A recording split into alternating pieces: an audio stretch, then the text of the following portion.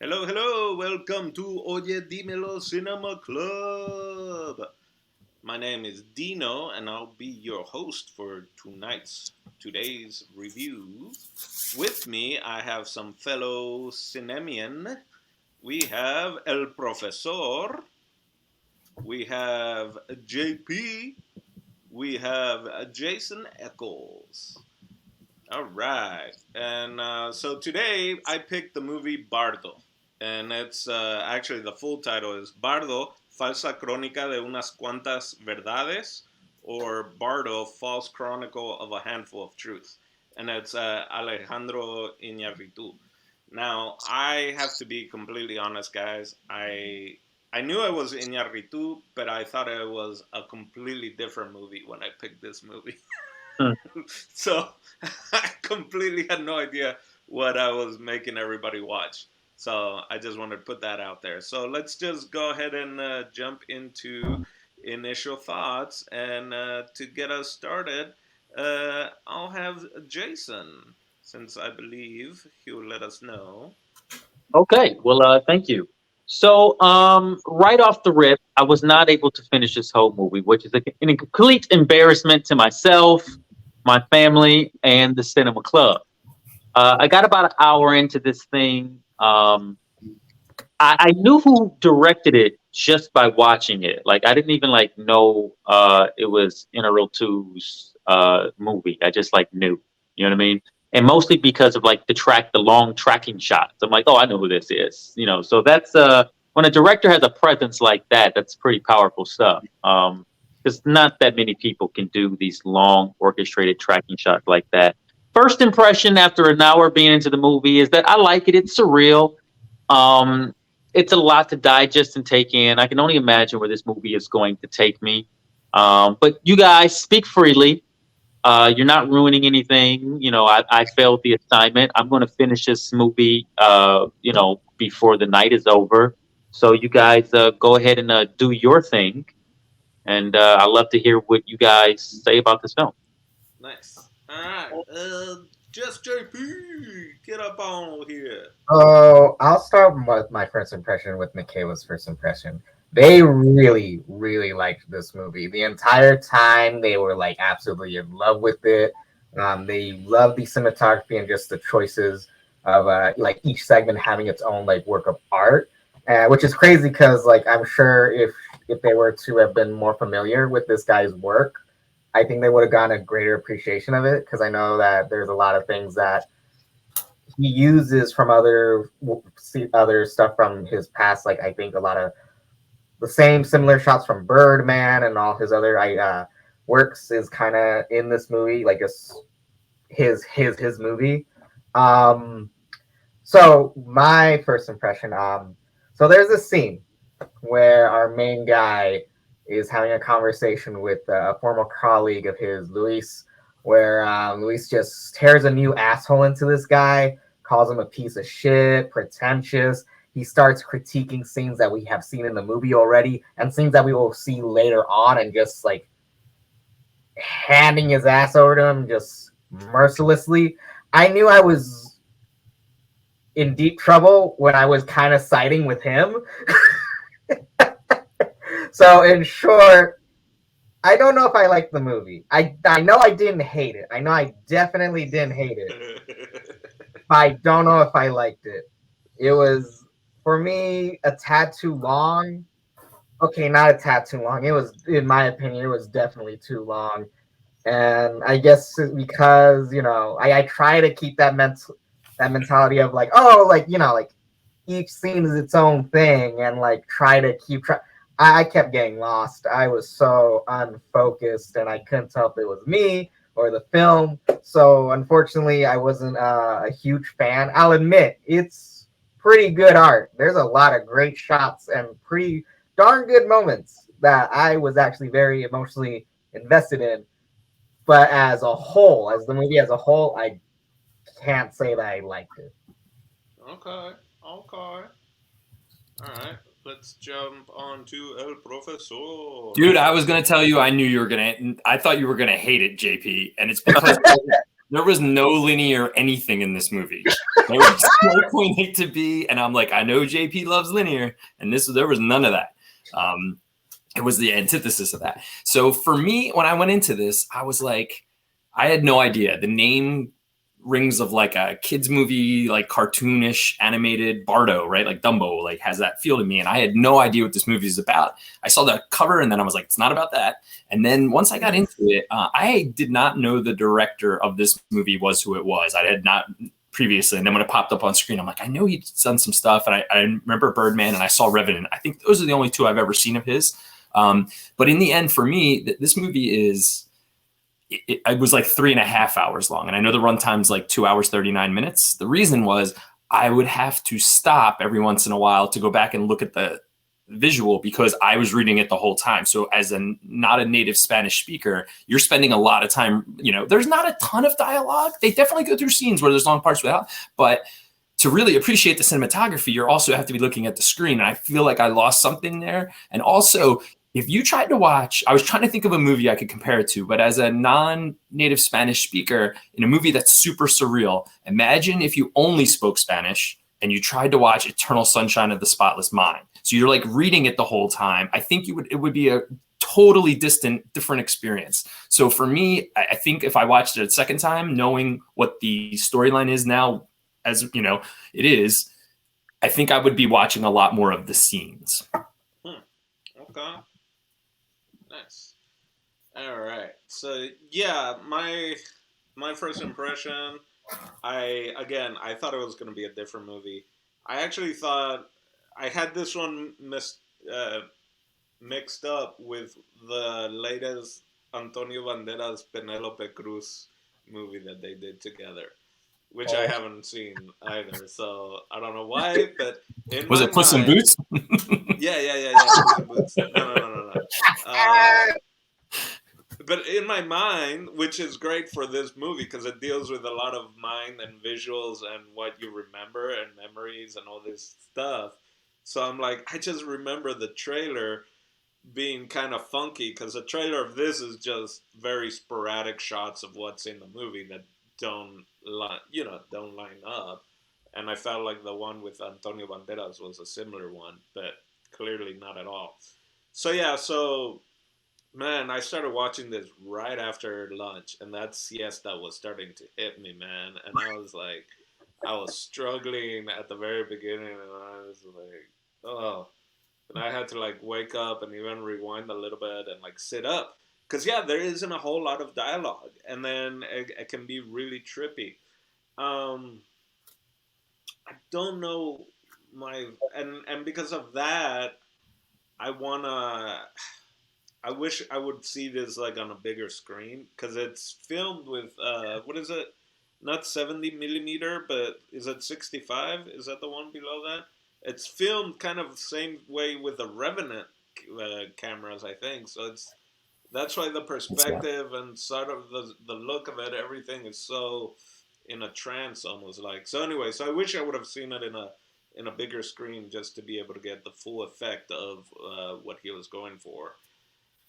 It was wild. I was confused. I feel like the first, I don't know, maybe 15 minutes, I'm like, where is this the documentary? Is this real? Is this? But that was the what he was trying to achieve, right? Because then when we get to that part where you were saying that Luis, I think it was Luis, was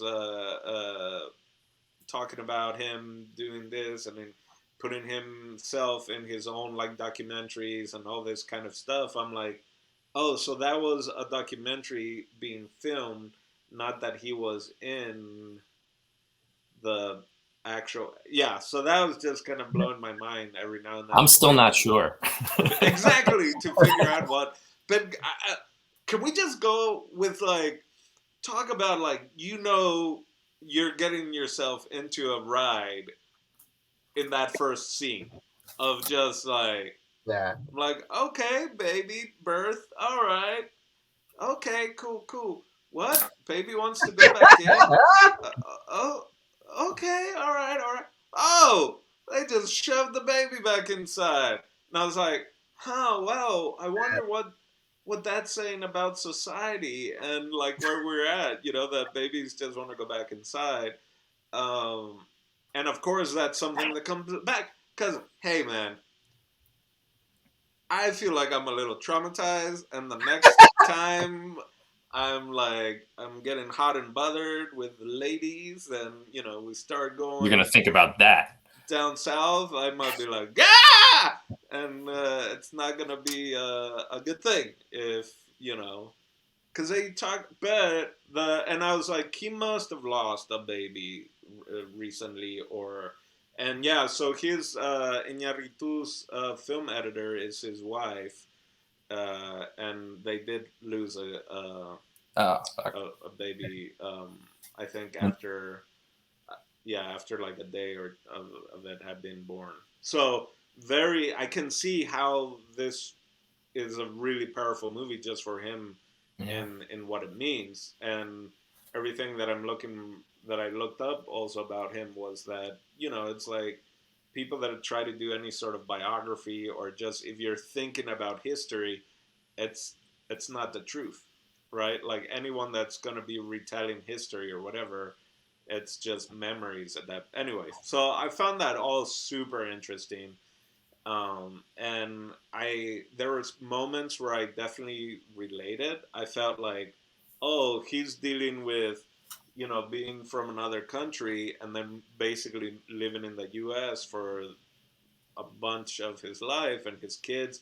I really enjoyed how seamless they were doing his kids going from Spanish to English and that kind of thing. That reminds me of like me and my dad, and so I definitely felt I could connect with it, even though there was nothing linear. And it was all I definitely connected. I mean, there's that whole scene about him trying to come back in the airplane, and because he has a certain visa, he's only and him trying to call the U.S. home, and it's like, well, it's not a home because you have this foreign workers visa or something like that. And I've had with my dad and other people in certain situations, I've had those kind of conversations. Like, you're not, this is not your home type of thing. Or, and then it's clearly by someone else that's also their own ethnicity, right? My brother has dealt with that as well, crossing the border. So it's definitely, there were a lot of things that really hit with me for sure. Even though the vast majority of the movie, I'm just like, what is going on? And Jason, don't worry. This movie, you can apparently he did it so where you could start the movie at any scene, and watch it in completion, or not even watch it all the way. That he wanted to make a movie that was kind of, you could pick it. That was the filmmaker's intention. Yeah, that it's he's inspired by different writers also, so he likes the cyclical kind of things where everything can kind of, especially with this movie, you can kind of get into any point of the wheel, if you will, and go around. Definitely loops. Do you think that you can do that with other films that are cut in a way like Pulp Fiction or Memento? If you went back and started like 3 scenes in, continued watching to the end, and then went back to the beginning and watched the last 3 scenes, I wonder how much that would change the movie for you. So another one is similar to that is Sixth Sense, right? Like that got ruined for me. That got ruined for me when it came out. I just watched that movie like 3 years ago because I just knew what it was. But when watching it now, I could appreciate it in another way. Clearly, I'm still pissed. Like, oh, they ruined it. But being able to see that is terrible. That sucks. It's a great movie. In your head, being able to see like, what do I know, and how does that affect the story? So I feel like Memento can kind of be like that, right? Or something like The Usual Suspects, or stuff like that you could. You don't have to watch it linear because there are a bunch of different little stories all kind of put together. You had another question with that? Was there? Did I miss something? Did I jump over something?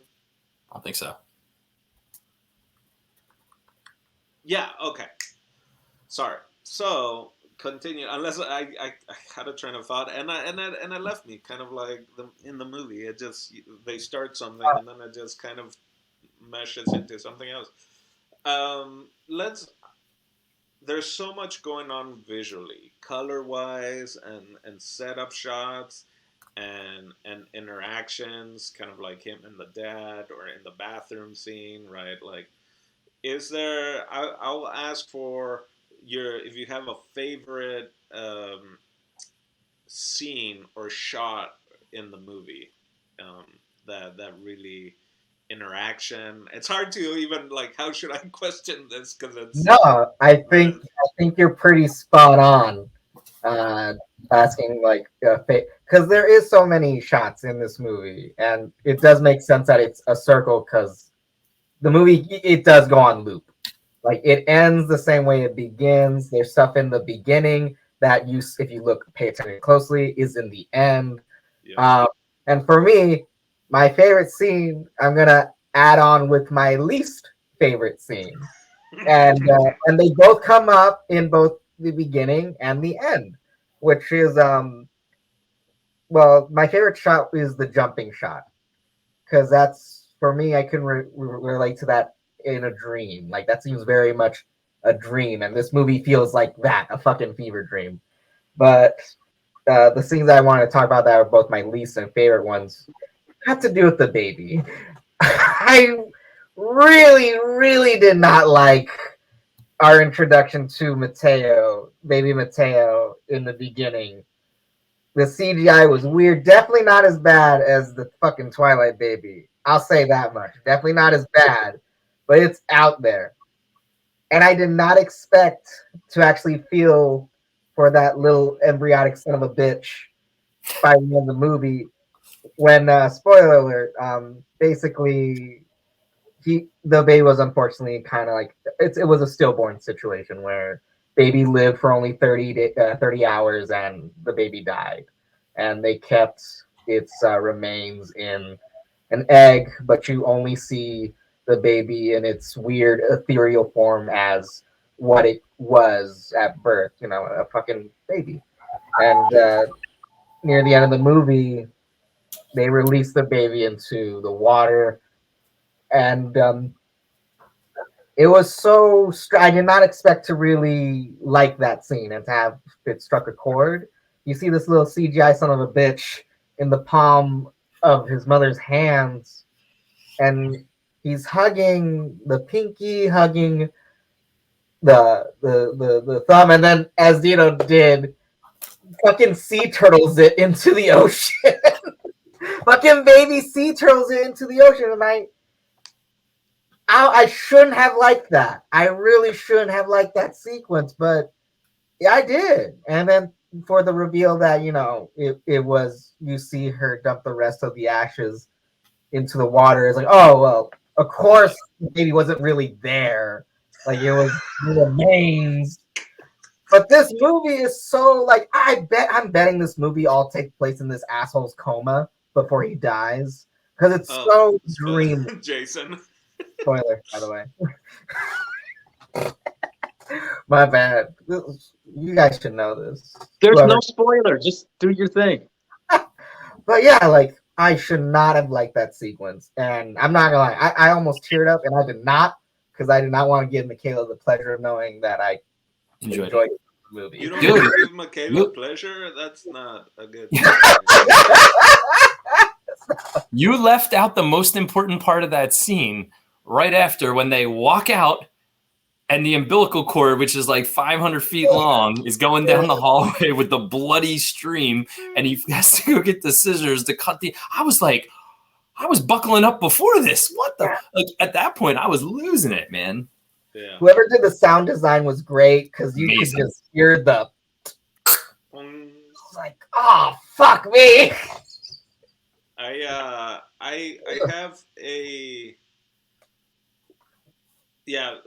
the one that stays in my mind of just like because of the colors and the is them in Mexico at the after party, or no, it's at his party, and everyone's dancing, and then he's dancing with his daughter and wife, but the daughter, every time she claps, the music changes, and like and it's that train of thought thing, because the way the lines are kind of like, have you listened to this song? And he's like, what song? And as she's dancing, clap, and that song pops in, and That's I'm cool. like, Yeah, that was cool. oh, that is so.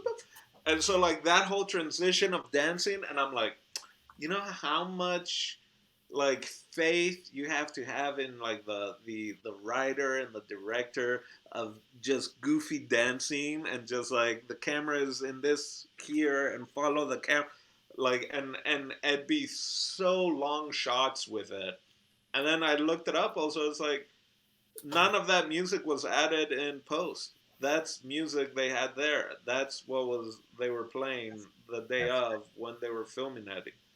And I'm like, man, that's the idea of everything having to be a certain way. That's what Iñárritu has apparently said, that this has been the hardest movie he's ever made, more so than Revenant, and they were out in the middle of nowhere. But it's because he was like everything. It was this weird thing of him being something like, because it's not linear. Everything has to be mapped up ahead of time for it to have a non-linear kind of, you can't improvise with it, which is a weird idea. But the way he kind of explained it, I was like, yeah, that makes sense. And so that with that whole music and scenes, and he had everything like storyboarded. So, and I think the only person who got a full script was the main guy, the main actor. None of the other actors got full scripts. Or That's because if they read it, they'd be like, "Wait, what?" And then they'd be like, "Did I miss a couple pages? What has happened here?" And it would be like, very confusing. Yeah, really, you only need to know your scene. Way. Yeah. He Shakespeare'd it. Oh my god. My favorite scene is the jumping scene at the beginning. It reminded me of a shot from Fellini. I talked about this before we started, from 8½, and it's the scene where the guy's up in the air. And you can just see a guy holding like a string up to a foot in the air, really high up over, I believe, the edge of an ocean, and he pulls it down, and you see the guy come out into the shot. And it just had like a feeling of that. And I know like Terry Gilliam is a big Fellini fan, and this guy's a big Fellini fan. I didn't know. A lot of that I found out after I watched like a 25-minute video where he runs through very quickly each of his movies and like interesting things that happened on them, and talks about how he made them. And it was literally 5 minutes each movie. It was like an interview. I think it was 25, 30 minutes long. And I love him as a person now, having listened to him talk. And I was like, man, I kind of wish I would have watched this before I watched the movie. You would get a little bit more out of it. I agree. JP said that Michaela, something about knowing who the director was before might have changed it for her, right? Isn't that what you said? Oh yeah, no, I think because dudes, if they were here right now, like they would tell you they really fucking love. I could see that. I was like, I'm gonna have to tell them, like, you gotta watch this guy's other stuff, and you'll probably get a better appreciation of it, because it is kind of, from my understanding, it's a pseudo autobiography. So basically. This is his weird movie. This is his Weird Al movie. Yeah. But the fall down part, because yours was the jump thing, dude, the fall down part where they're falling down and they say they're missing. Oh yeah, that was insane. Like the choreography of all the people falling down in the street at the same time. Yeah. That was crazy. And then they're like, I'm missing. And like, there is that thing about Mexico where like, lots of people go missing all the time there. It's like a huge thing. And I'm guessing that's what he was going for there. Yeah, I mean, those 4 people, Americans, had just been kidnapped, or 2 of them died, and the other 2 were released. Whatever, somewhere down there around Texas. But even Mexican, like people that are Mexican, still, like people go missing. I know. Yeah, that's crazy. So I thought that was really an interesting scene, and the choreography of it was awesome. Sorry, I think that's my favorite scene. There's some, artistically, like the dance one, but I love him talking to Cortez, atop of the pile of bodies, that whole thing is just also on another level. There's so many interesting kind of things of just what is memory, what is dreams, what is reality, and and what is truth that he played with very well. Um, and so yeah, the Cortez one, and of course then they take you out of it, right? By then it's kind of like and cut type of thing, and it's like wait what? Well, it's like what are you Let me doing to process me? this. Yeah. It's like I no comprendo. By that time, I kind of like I should have just accepted that this movie was just gonna go wherever the fuck it wanted to. But I don't know why, but I took offense to that. I was like, oh my god, really? Like this is his movie again? But it With the, isn't. I just didn't know anymore. I think I was just like, what? Like just the beginning with the water in the train and the yeah. salamander. Is that salamander? Is that what that is? I don't know how to pronounce the name. It starts with an X, like Loxaki or something like that. Loxaki or something. The type of fish, or they're not fish. They're a Wait, you type talking of. about the axolotls? That's the one, axolotls. Axolotls, yeah. They were in the jar on the train with him at the beginning, and dude, that scene was awesome too. The sound of the water. Yeah. Oh man.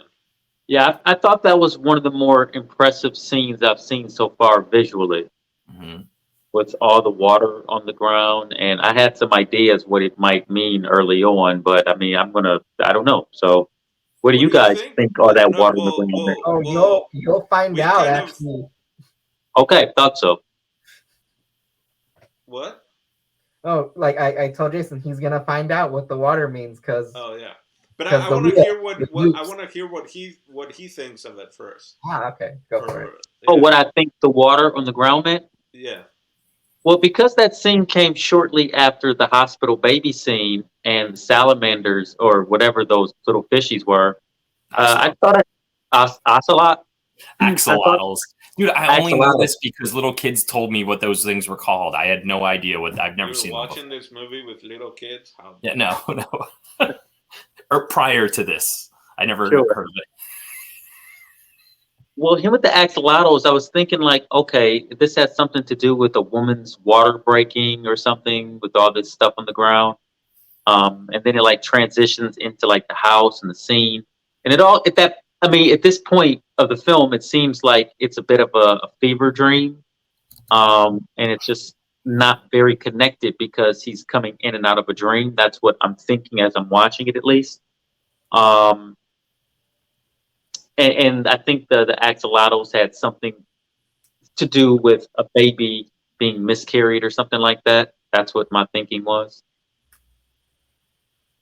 Yes or no? I guess maybe. You'll definitely be surprised, like the direct connection. But like this thing But it can be. is.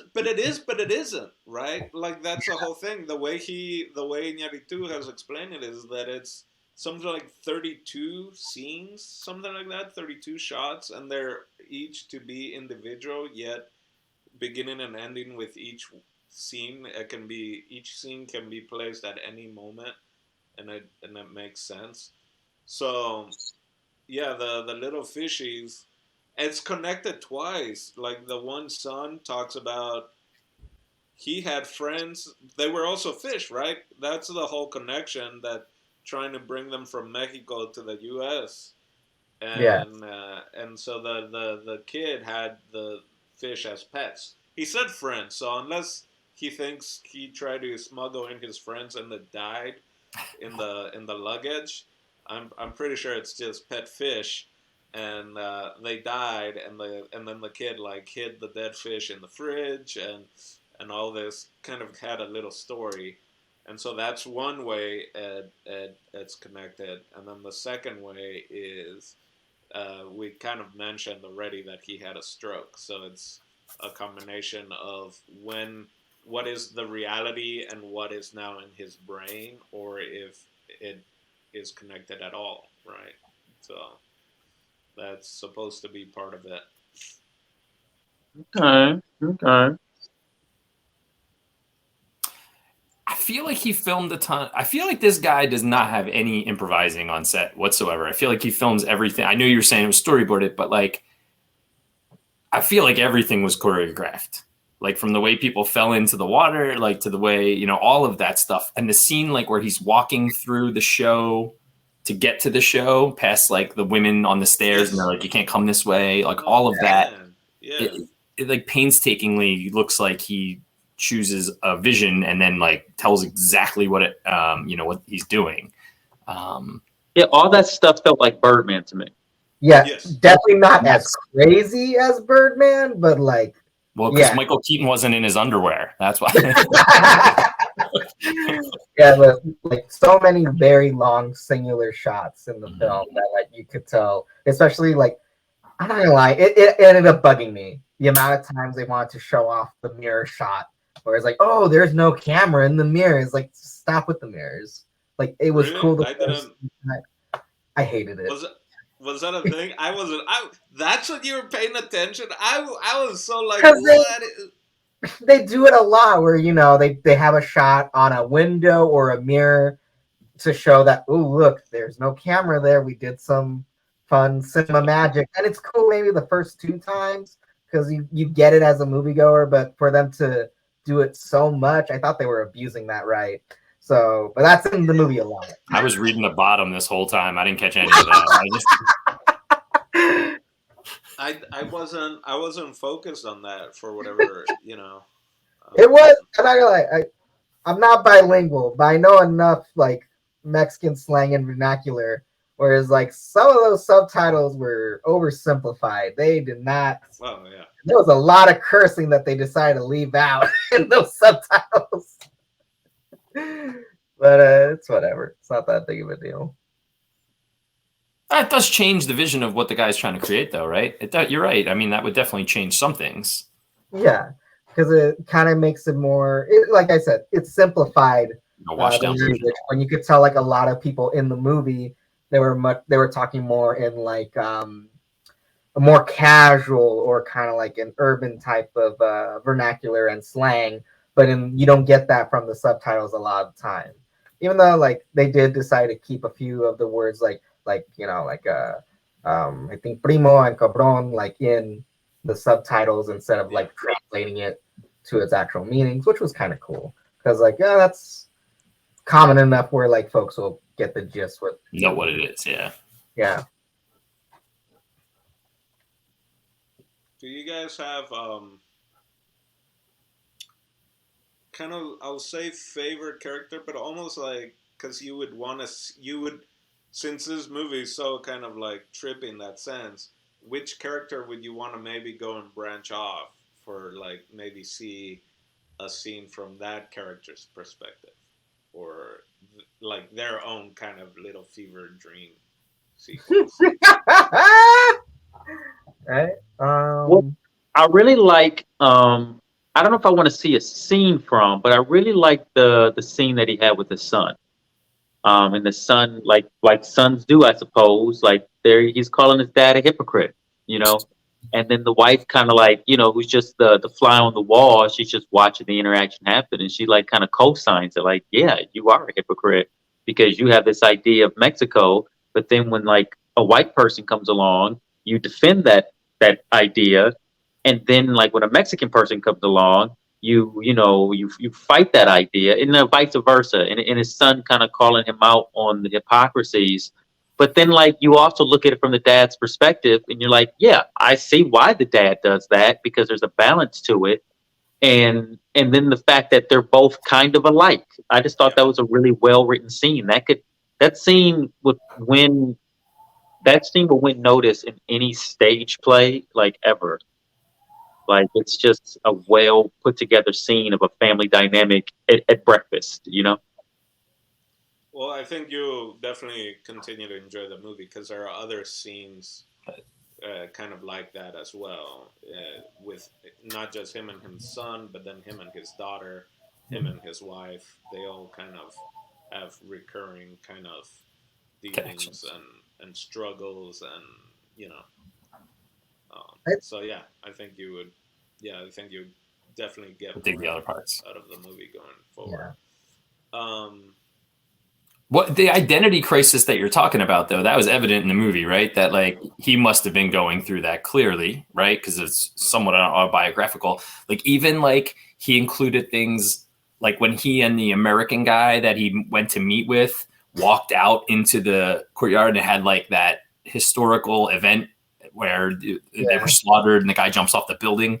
And I was like, see, that's him like trying to resolve like how could I be involved in this, northern culture, the American culture when this happened, and he has like guilt, like that's how I read all that at the beginning, like that we were starting to see like he was having an identity crisis. I just and that's the go. I admire the use of Hispanic people playing the Anglo-Americans in this weird war recreation, and wearing the blonde wigs. I like that. And I was glad that they brought him back in the movie later on. Well, and that was the thing where I was like, wait, and that's I think I was still struggling with. Am I gonna fall asleep? What is this a dream? It's like, no wait, they're seeing this. No wait, this is him talking to him, but on top of it, we are seeing this reenactment just for our sake. And then later on, it was like, no, that reenactment was happening while they were having a conversation on the history. That was part of this documentary. And that's at least how I took all of that to go down. But all those conversations were, what makes it interesting on another level, I'm going to start putting a quarter every time I say interesting. It's like, here's my interesting jar. Yeah. Oh, you got the coin jar ready. This is his first movie that he's gone back and done entirely in Mexico since Amores Perros. I think that was his, right? Yeah. Yeah, that is his. Yeah, that's a crazy movie. Right. So it's there's so many levels to everything surrounding this film that, again, it's somewhat biographical, but he's like, not really, but it's more of a dream thing, but it's dealing with things that him and his wife dealt, that he's dealt with, how he's probably seen, like, think about it. There was a period there, like 5 Oscars in a row, or maybe more. It was up there. No, it was 3 Mexican directors. One, because Alfonso, it was Cuarón, it was Iñárritu, and Del Toro. They all won in like a 5-year period, and one of them won twice. I think it was Interactive. I think he won for Revenant and Bird. Yeah, Birdman. Yeah. Yeah. So like they've been killing it, right? The trio, Los Tres Amigos, if you will. And so I imagine they do probably get bad press as well in Mexico when it's like, you guys, because I've heard it also in other places, like, oh, they don't come back and they don't do stuff in Mexico anymore and they don't do this and blah, blah, blah, blah. Which for any artist or professional athlete or something, usually that's where it's like, oh, you left and now you want to come back, or now you want to do. There were so many things that dealt with that kind of thing, like, now they want to give you an award. They've, that idea of like, they bad talk you this whole time, but then they'll invite you to come back for an award. It's, yeah. And that completely went off on my original question of like, what characters would you want to see aside story? But I'd be down. Axolotls. Axolotls. Just so I can say it over and over. I hope that they use CGI ones in that one scene, because I'm sure if they did not, that was a law that was broken. Man, like, and that's the year of everything everywhere all at once, and this could easily be like, it's just different universes where this is happening. Multiverse, it's just another way, minus the kung fu, that we deal with people's traumas. And yeah, it's a very revealing / the dude really opened up to us. I mean, that is like giving you a look in his life and like the way that he decided to project. It's pretty interesting. It's pretty vulnerable, way to do it. even the Boston, the daughter. I forget what the connection with Boston was. It was somewhere else. Oh no, She was in Boston. moved to Boston. No. Yeah, She she moved is, to Boston. but Boston has a connection with him. I can with Iñárritu, I believe.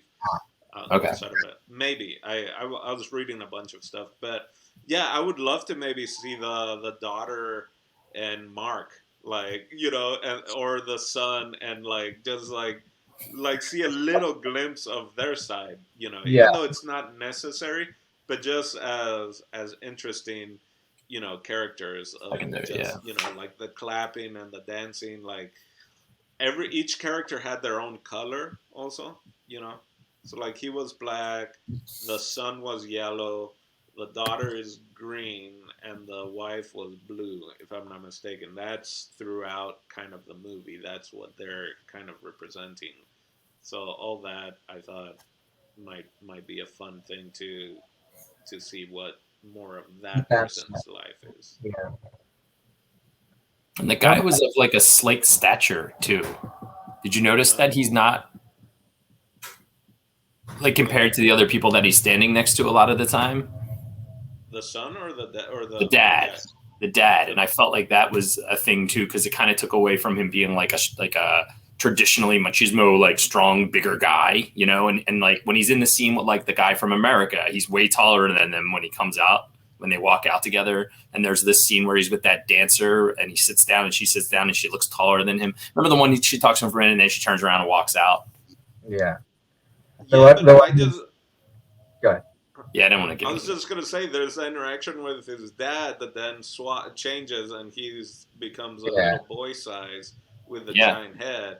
And the so weird I imagine that's why it's hard for me to think of you saying that, where it's like, no, he was regular size. It's just the one interaction with his dad where maybe that one scene with the guy that was an American. I remember specifically when they walked out together. I felt like the American guy was much taller than, and I thought they were trying to say something like that was purposeful. Yeah, I'm pretty sure that was intentional because I know, like, I felt that actually not in the American scene, but in the Mexican scene, where he's reuniting with his family for the first time for a while. And all they're doing is just like, they're razzing him. They're just, stirring the shit, whatever. Like, but at the same time, he's taking it pretty personal.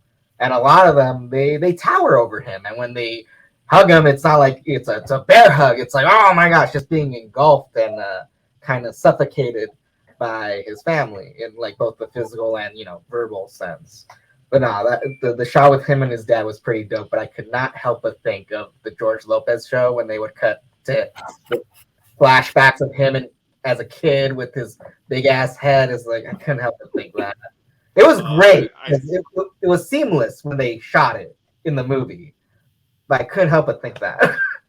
I never watched enough of that Lopez show to know your reference, but I'll have to take your word for it.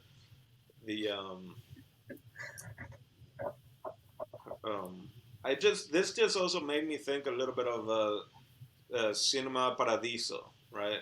That we had also watched. In the idea, the old man tells him, when you leave, you don't come back. You don't come back at all, unless until you're extremely, extremely old. And I feel like it has a little bit of those struggles when you are just in and out and in and out. That it's kind of like, what is home? Are you still this if you've been here for so long? I mean, that's what I'm dealing with, because now I'm coming up to, in a year, this year will equal the same amount of time that I've lived in the U.S. that I have in Paraguay. So I'm getting to the point where my time in the U.S. is going to surpass my time in Paraguay. So it's that, for me, that's my own personal kind of, image and dilemma of like, who am I? Right? But that's what I saw, and that's what really connected with me in the movie, of just like, you struggle, not just him as an adult, even though as an adult he grew up in Mexico, but then his kids like uprooting the family and taking it to the U.S. And then, so there's different levels of that. And I can see that with my mom and with my dad, right? Because of the two ways, my mom from the U.S. to Paraguay, and then my dad from Paraguay to the U.S. So I'm like, this movie was in my mind all over, like the little salamander just. Well, if you decide to put it on film, man, we'll watch it, but it can't be 2 hours and 39 minutes. I'll tell you what, we'll have a sleepover. Jason can attest when we start going, and if I start talking, we'll get into discussion and sometimes go to like 2 a.m. before it's like, oh yeah, someone needs to go to bed. See that? I can act most things out. Yeah. And before we go into final thoughts, anyone want to bring anything else up? Something that we haven't mentioned that maybe you guys want other people to. Yeah, I didn't want to bring it up because I come from a Mexican background, so like a lot of this movie is like, okay, I definitely have seen this before, especially with family. Like the whole like issue of like darker skin Hispanics versus like lighter skin Hispanics, and there's even the line in Selena. It's like when you're Mexican American, you have to be the most American American. You have to be the most Mexican Mexican. It's exhausting, and this guy unfortunately has to go through all that. And you see it with the kids too. They're almost a bit apathetic towards it, but I believe that's kind of like that's the outlook of the newer generation. I'm sure that's just how it is. But my God, when the daughter told that TSA guy, who I'll admit was being an asshole, that guy was an asshole. I'll admit that. But when he was like, you look even more Mexican than me, I was like, you fuck your fucking face. It's like, fuck your fucking face with that line, because. So that apparently happened to Iñárritu's wife, I guess, at the really a similar. Oh my God! Interaction. I felt like everyone in that scene was kind of in the wrong. I mean, that guy was an asshole, but like as soon as she said that struck that took because because it goes both ways. Like if you're in Mexico and you're called like a gringo or American, that's kind of like a slur. But when you're here in the U.S. and they think that you're like well, you look very Mexican, it's like that's I get what that means to like most of us. Like it's the whole use of the other and whatever. Right. So I mean, using it for both ways in my mind, I was like, I'm fucking livid right now. So my brother, his thing, he had gone to Mexico and came back up, and the border patrol gave him a hard time with it, and our last name being Spezzini is the Italian name, but the border patrol was like, what kind of American name is that? That's not a and my brother wanted to be like, your last name is like, he was an Asian American, right? So it's like, are we really gonna go down this line of what is an American name, right? Like that's the whole point of just kind of like, like, wait a second, well, that's the whole point. This is a country of immigrants. Yeah. Clearly, other than the indigenous population that was here, there aren't any people who were here first. But yeah, there were. Yeah, I'm glad to hear you bring kind of your thoughts on that, because mine were similar, but definitely not from the Mexican American perspective or heritage. And sure. It's everything that the uncles and the family on it's all true. It's all fucking true. But but it was weird because I know Kayla like it's not in what's the word? I don't know how to phrase it correctly. But when we watch films where they can sense that I'm getting kind of sensitive towards something, or at least a subject that, especially when it comes to racial or cultural thing, comes up in the movie, they'll check in on me to see if I'm doing okay. And more often than not, I'm just like, it's all internal. But for some reason, once your snowflakiness, is that what you're trying to say?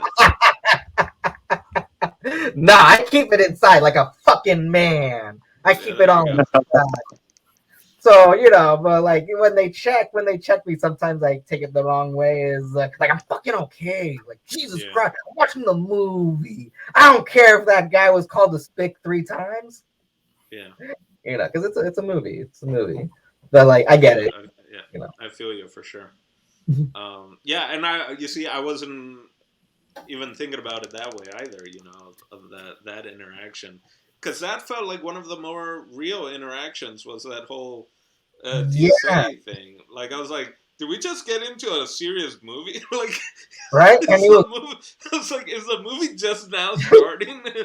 Like, it felt so awkward because like you've definitely seen that happen in real life, and for it to just suddenly cut to the the blonde reenactment assholes coming to end the scene, a part of me, I'll admit, like I said, there's parts I really like, but as a whole, I can't say that I like the movie.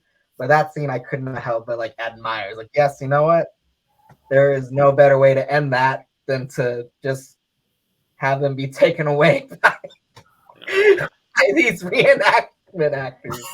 It was brilliant. it's that they were ready in costume, so it's like, hey guys, let's just have you. We just lost 2 days of budget. We need to figure out how to end the scene. Yeah. All right. Well, let's piggyback into final thoughts with JP, since you kind of mentioned about not necessarily really liking, or can't say you like the movie. Do you want to maybe elaborate that, just Sure. if you can, for final thoughts? As an artist and as a person who like is familiar with some of the cultural stuff that's in it, a lot of it is satirical. Like there's even like a B storyline throughout the whole movie about Amazon buying Baja California, which may seem insane, but it could fucking happen. Yeah. But yeah, like as an artist and a person who understands like what's going on and kind of the messaging of it, that I could admire. There's a lot of great things in this movie that you can tell, as incoherent as it may seem and as at times very unfocused, you can tell that there was a purpose and a reasoning behind everything that this movie was doing, through the script, through the scenes, and through the cinematography especially. But because like for me it was just so overwhelming, so brainy, and so what's the word? I can't think of the word. I'm thinking of the musical word, staccato, like where every beat is different and its own thing, but still coherent, like for the whole story. I couldn't help but get lost and not appreciate it as much as I could. And plus, I also just felt the time. I felt it so hard. Like I tried really hard to be like, it's we've seen. I'm almost betting we've seen longer films, but I felt this one. I felt the time just slow, and I could not allow myself to be immersed. But Kayla really fucking loved this movie. This is perhaps one of their favorite films of the year so far, and they couldn't help but just admire that. Hopefully, more movies are like this, more experimental, more like not going with the average, like fucking who's that fucking asshole, the hero's journey guy. Joseph Campbell. Yeah, like have more people say fuck Joseph Campbell and let's make our own shit. So for them, this is definitely an A+ movie. For me, if I'm gonna be honest with myself, C+, C+ movie, maybe a B-. And that's more though on the subjective, not the product, the technical and all that. Yeah, this is JP's personal movie going experience. It's a C.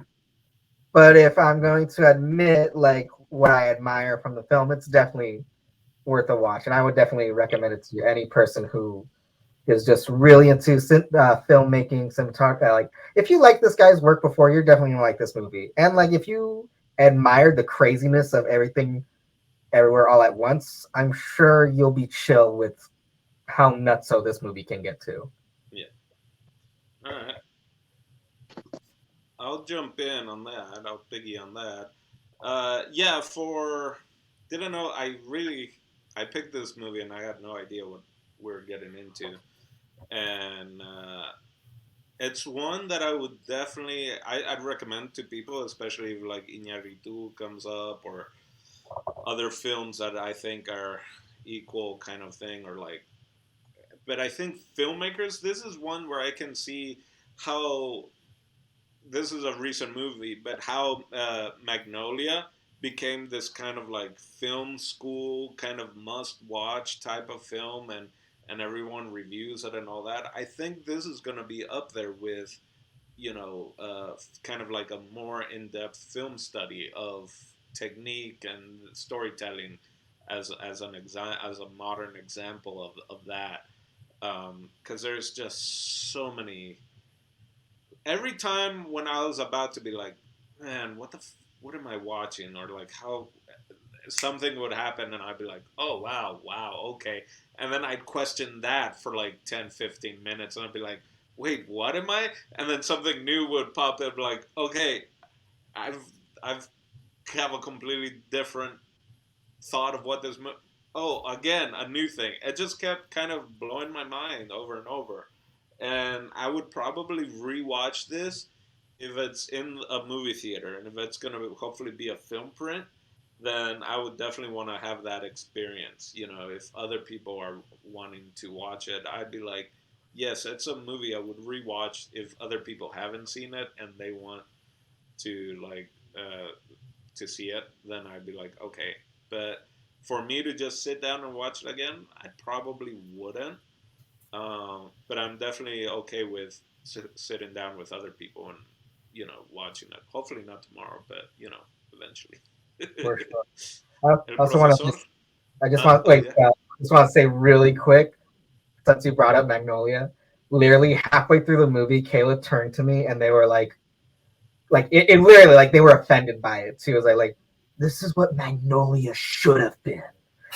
Like that's how much they loved the movie. That they were upset that Magnolia was not like this movie. Oh my God, I love Michaela so much. I miss her. I'm okay. This is great.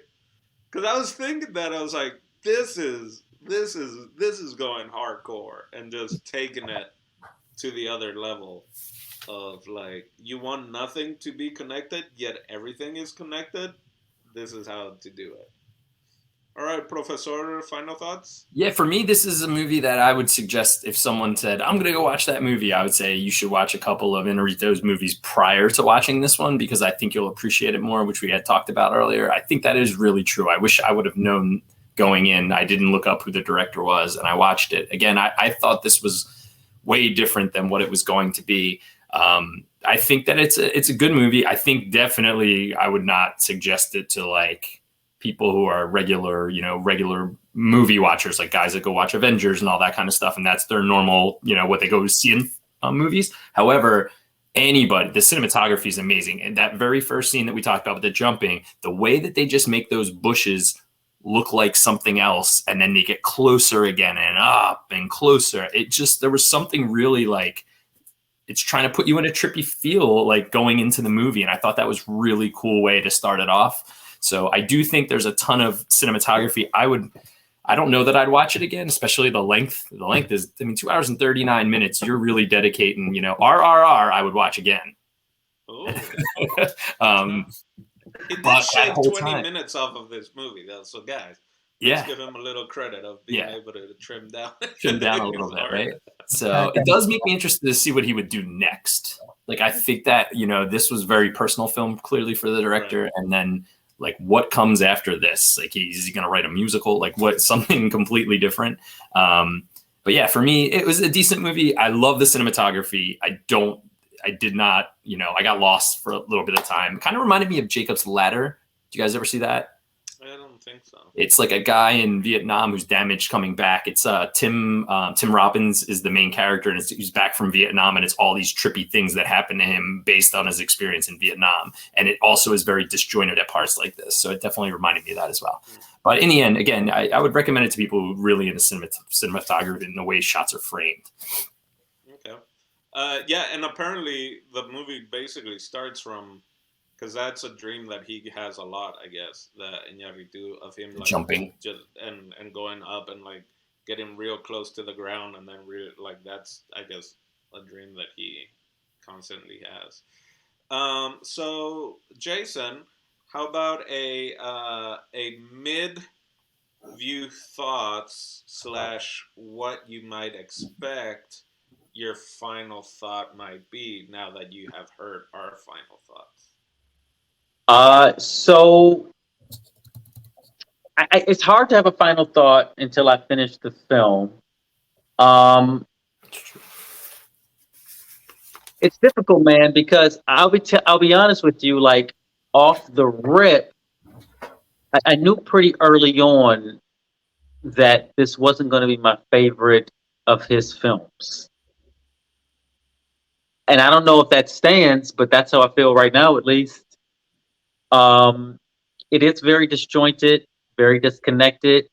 I don't always like films like that. I know it's trying to say a lot of stuff, and I'm having trouble following like what those things could be. But again, it's like it's hard to tell because I'm only halfway into the what's happening. Uh, but from what you guys are saying, I would probably agree that I probably wouldn't recommend this to too many people outside of like the film school spectrum slash people who love the P.T. Andersons and the Magnolias and the very surreal, disjointed. Maybe the crowd that likes Eternal Sunshine of the Spotless Mind will dig some parts of this, but I feel like most people who like that movie like it for the subject matter more than how it's presented. That's one of those movies that the presentation is perfect for the subject matter. I don't know if that's the case with this movie yet. I don't know if the presentation is perfect for what he's trying to say. Maybe that's just his style. I do agree with Chris. When this movie first opened, I was like, is this a superhero movie? Because like the way he's jumping up and coming down and running fast and jumping, like if this is about to be a Mexican superhero movie, this is about to be badass. I was like, Hancock too. is this a movie about a guy who can jump mad high? Like, honest to God, that's what I thought at first. I was like, because if it is, like, I start thinking, like, what would it be like if I could jump mad high? I would probably get a contract in the NBA or be an Olympian at least. Those are my final thoughts. Okay, nice. And Jason, you got a question? I do actually have a question. Steve, what do you got for us next week?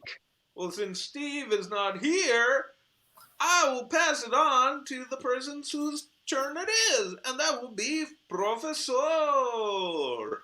All right, so I'm sick of picking sometimes good movies and sometimes bad movies. So from now on, I'm leaving it up to you guys. So I have 3 choices tonight, completely different movies. I don't know if they've been reviewed on dimelo before, so just let me know if they have.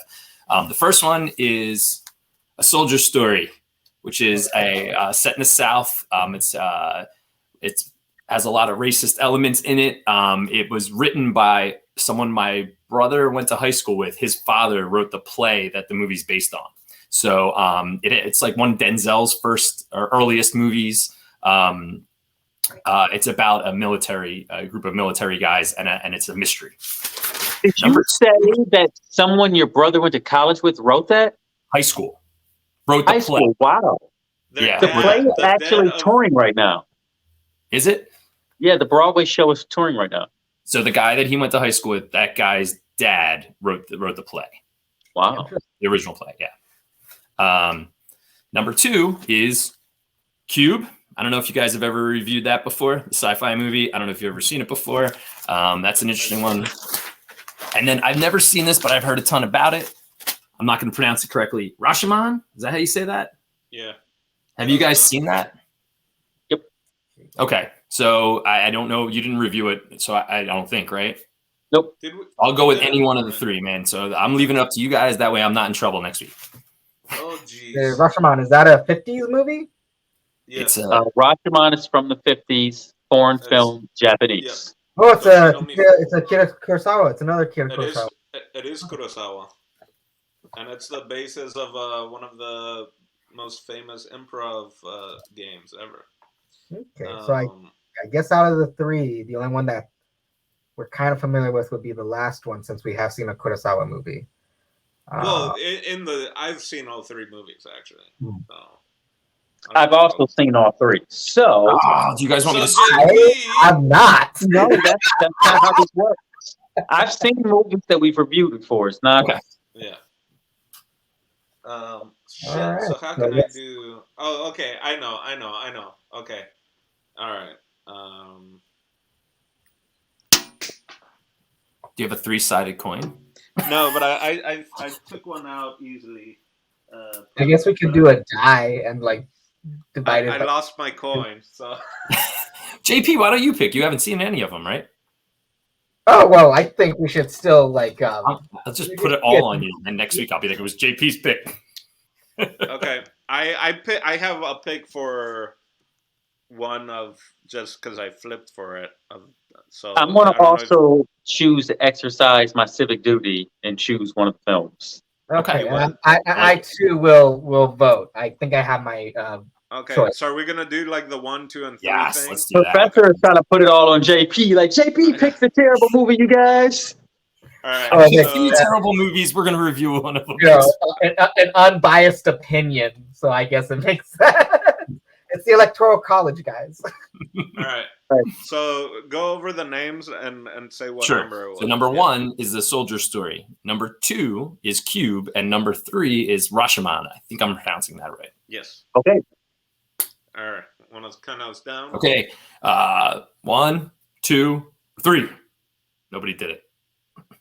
No, you cannot be serious. I knew it was going to happen.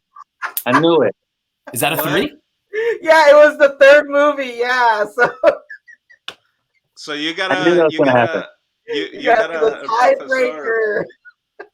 So you're the tiebreaker, El Professor. You're the tiebreaker, Professor. Oh no! Never done on Cinema Club before. I'm gonna crush it up into paper. There you go. And I'll pull them out. And now fate will choose what movie we're watching next week. I'm doing it like Nani over here. Like you can't see it. Throwing them around. I have no idea. All right, here it comes. We are going to watch A Soldier Story. All right. All right, there you go. That was my choice. All right. So for Oye Dímelo Cinema Club, thanks for watching. Join us next week. Ciao.